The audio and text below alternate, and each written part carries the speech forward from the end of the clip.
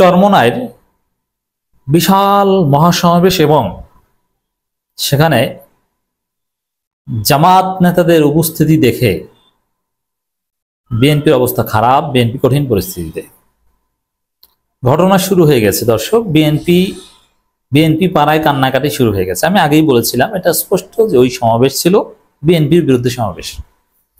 ওই সমাবেশের মূল হাকিকত বিএনপি বিরোধী, বিএনপিকে দাওয়াত দেওয়া হয়নি, বিএনপি যা বলছে ঠিক উল্টো।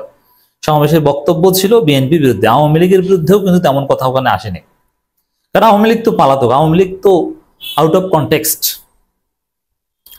এই জন্যে সরোয়ার উদ্যানে সমাবেশ ছিল বিএনপি বিরোধী, বিএনপিকে দাওয়াত দেওয়া হয়নি, কারণ বিএনপি পিআর পদ্ধতির সাথে একমত নয়, আগে স্থানীয় সরকার নির্বাচন চায় না, বিএনপিকে দাওয়াত দেবে কেন? তো দর্শক, ওই সমাবেশে যে বিএনপির কলিজায় কাঁপন ধরিয়েছে, আরো কিছু দেখবেন, এই জন্য একটা সতর্কবার্তা আগে দিয়ে রাখি। যেহেতু ইসলামপন্থীদের মহা ঐক্যের একটা গ্রাউন্ড আমরা দেখছি এখানে, এবং বিএনপির বিরুদ্ধে একটা কালেকটিভ ভয়েস আমরা দেখছি, এই জন্য ইসলামপন্থীদের মধ্যে বা ইসলামপন্থী ঐক্যে ফাটল ধরানোর জন্য জিয়া বটফোর্সের লোকজন বিভিন্ন প্রোপাগান্ডা চালাবে। জামাত চরমনের মধ্যে কিভাবে ঝগড়া বাজিয়ে দেওয়া যায়, কিভাবে সেই মধুদিবাদ বিতর্ক সামনে আনা যায়, পুরনো ভিডিও সামনে আনা, কাঠের কেল্লা, রগের কেল্লা, নানান পেজ আছে, এগুলো প্রচার করবে। আবার শায়েখে চরমনের নামে মিথ্যা তথ্য প্রচার করবে, ডাক্তার শফিকুর রহমানের নামে মিথ্যা তথ্য প্রচার করবে, আমির হামজার নামে মিথ্যা তথ্য প্রচার করবে, তারেক মনোহরের নামে মিথ্যা তথ্য প্রচার করবে, মানে একটা কাউর বাজিয়ে দেওয়ার চেষ্টা করবে। এই যে বটফোর্সের লোকজন করবে, কারণ তাদের মাথা খারাপ। ইসলামপন্থীরা জাতি ঐক্যবদ্ধ বিএনপির বিরুদ্ধে, বিএনপি একলা, কেউ নাই, তাদের পক্ষে আছে আওয়ামী লীগ আর জাতীয় পার্টি। আর আওয়ামী লীগ তো নিষিদ্ধ, আর জাতীয় পার্টিও হয়তো নিষিদ্ধ হবে, তাদেরকে হয়তো নির্বাচনে অংশগ্রহণ করতে দিবে কি দিবেন, এটা সিরিয়াস কোশ্চেন।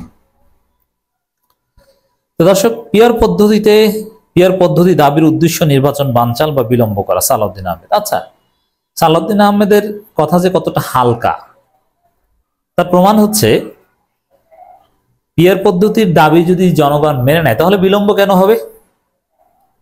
বরং পিয়ার পদ্ধতির দাবি মেনে নিয়ে ফেব্রুয়ারিতে নির্বাচন নিশ্চিত করতে পারে।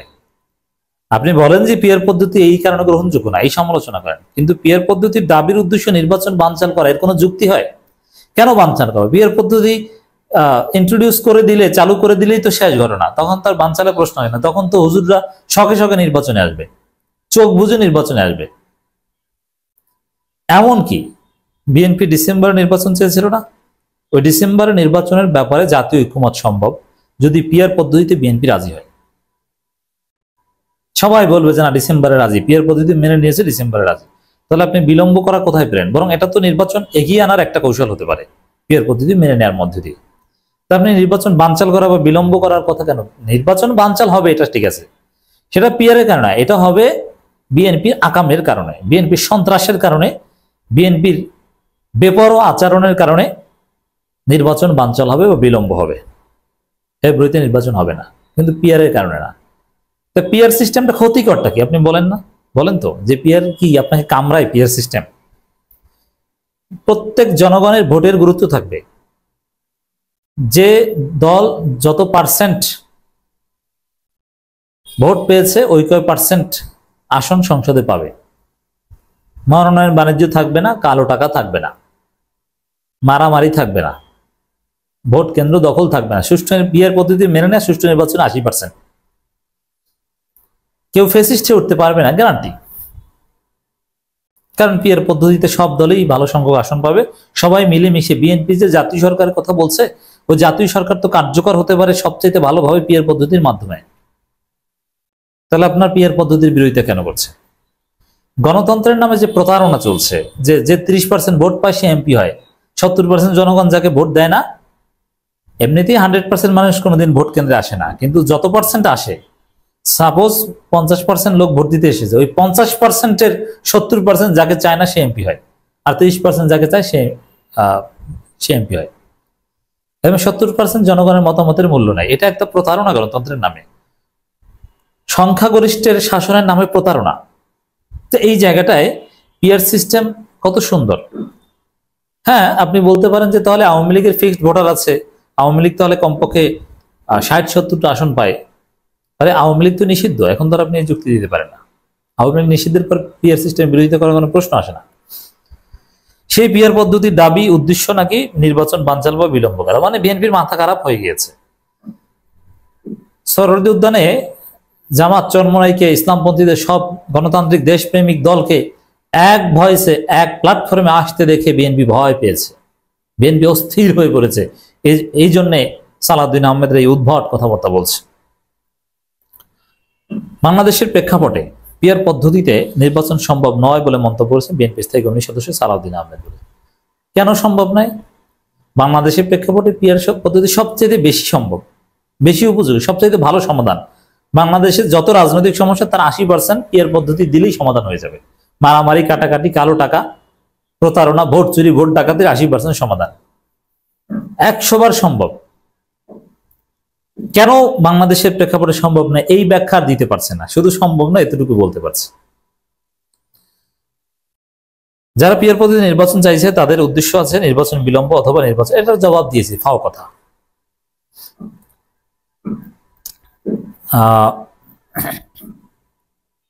বিএনপির জাতীয় নির্বাচনের প্রস্তুতি নিয়ে এগোচ্ছে উল্লেখ করে সালাউদ্দিন আহমেদ বলেন, সরকার দ্রুত নির্বাচনের দিনক্ষণ জানাবে, স্থানীয় নির্বাচনের জন্য এখন উপযুক্ত সময় নয় বলেও জানাতে। দেখেন, একটা দল কতটা অপদার্থ হতে পারে, কতটা নিচে নামতে পারে, অযৌক্তিক হতে পারে তার প্রমাণ। যে নির্বাচন তো জাতীয় নির্বাচন, স্থানীয় সরকার নির্বাচন বলে স্থানীয় নির্বাচনের জন্য উপযুক্ত নয়, জাতীয় নির্বাচনের জন্য উপযুক্ত, অথচ জাতীয় নির্বাচন আর কঠিন। স্থানীয় নির্বাচন তুলনামূলক সহজ, কারণ স্থানীয় নির্বাচন ধাপে ধাপে করা যায়। সাপোজ সারা বাংলাদেশের দৃষ্টি 2-3টা সিটি কর্পোরেশনের দিকে রাখা যায়, আইন শৃঙ্খলা রক্ষাকারী বাহিনী, সেনাবাহিনী সবাই এক জায়গায় যে জড়ো হয়ে সুষ্ঠু নির্বাচন নিশ্চিত করতে পারে, মানে গায়ের জোরে কথা। তারা স্থানীয় নির্বাচন করলে বিএনপি মারা খাবে, এই জন্য স্থানীয় সরকার নির্বাচনের জন্য নাকি উপযুক্ত নয়। কেন উপযুক্ত নয় তার ব্যাখ্যা দিতে পারে না। আমি তো বলি যে দেশ এখন স্থানীয় সরকার নির্বাচনের জন্য প্রস্তুত, জাতীয় নির্বাচনের জন্য উপযুক্ত পরিবেশ নেই।